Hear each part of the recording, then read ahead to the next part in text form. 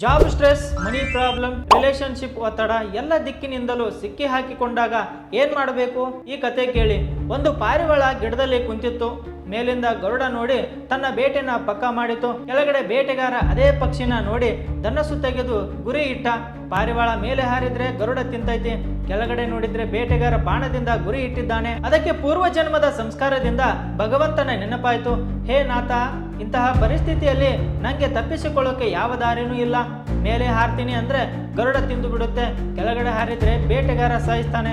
ಇಂತಹ ಪರಿಸ್ಥಿತಿಯಲ್ಲಿ ಕೇವಲ ನೀನು ಕಾಪಾಡ್ತೀಯ ಅಂತ ಭಗವಂತನ ಧ್ಯಾನ ಮಾಡಿದ ಕೂಡಲೇ ಎಲ್ಲಿ ಬೇಟೆಗಾರ ಧನಸ್ಸು ಹಿಡ್ಕೊಂಡು ನಿಂತಿದ್ನೋ ಅಲ್ಲಿ ಹಾವು ಬಂದು ಅವನನ್ನ ಕಚ್ಚಿತು. ಅವನನ್ನ ಕಚ್ಚಿದ ಕೂಡಲೇ ಅವನ ಕೈಯಲ್ಲಿದ್ದ ಬಾಣ ತಪ್ಪಿ ಗರುಡನಿಗೆ ಹೊಡಿತು. ಇಬ್ರು ಸತ್ರು. ಪಾರಿವಾಳ ನಿಶ್ಚಿಂತವಾಯ್ತು. ಯಾವಾಗ ಭಗವಂತ ಕಾಪಾಡೋಕೆ ನಿಂತ್ರೆ ಭಕ್ತರಿಗೆ ಯಾವ ಭಯನೂ ಇರಲ್ಲ, ಮತ್ತೆ ಯಾವ ಚಿಂತೆನೂ ಇರಲ್ಲ. ಮುಂದೆ ಬರೋ ಒಳ್ಳೆ ಕತೆ ಕೇಳೋಕೆ ಸಬ್ಸ್ಕ್ರೈಬ್ ಮಾಡಿ. ರಾಧೆ ರಾಧೆ.